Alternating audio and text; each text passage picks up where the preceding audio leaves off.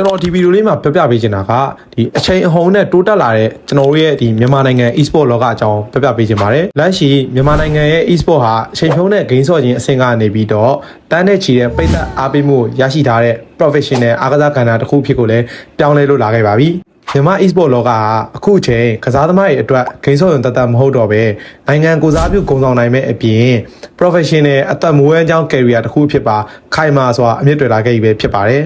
ထပ်ပြီးတော့လိုအပ်တဲ့ပံ့ပိုးကူညီမှုများနဲ့အခွင့်အလမ်းများကိုပုံမရရှိလာခဲ့မယ်ဆိုရင်မြန်မာအလံကကမ္ဘာ e-sport စင်မြင့်ထက်မှာယခုထပ်မကပုံမတောက်ပလာမှာပဲဖြစ်ပါတယ်။ Mobile Legends နဲ့ PUBG Mobile ကဲ့သို့သော mobile game များကြောင့်မြန်မာ e-sport လောကဟာအချိန်ရလာခဲ့ပြီးပြည်တွင်းအသင်းတွေဟာနိုင်ငံတကာစင်မြင့်ထက်မှာကောင်းပါတယ်ဆိုတဲ့ပြိုင်ဘက်တွေကိုရှင်ပြိုင်ကမြန်မာအလံကိုလွှင့်ထူနိုင်ခဲ့ကြပါတယ်။စနစ်ကျတဲ့အစိမ့်မြင့်ပြိုင်ပွဲတွေနဲ့လေ့ကျင့်ရေးစင်တာတွေပေါ်ပေါက်လာတဲ့အမျှမြန်မာ e-sport လောကဟာလူငယ်တွေအတွက်အသက်မွေးဝမ်းကြောင်းလမ်းကြောင်းအသစ်တစ်ခုဖြစ်ဆက်လက်တောက်ပနေအောင်မှာဖြစ်ပါတယ်။ဒီဗီဒီယိုလေးကိုကြိုက်နေတတ်တယ်ဆိုရင်လည်း brother အနေနဲ့ like and share လေးနဲ့ကူညီပေးခဲ့ကြပါအောင်ခင်ဗျာ။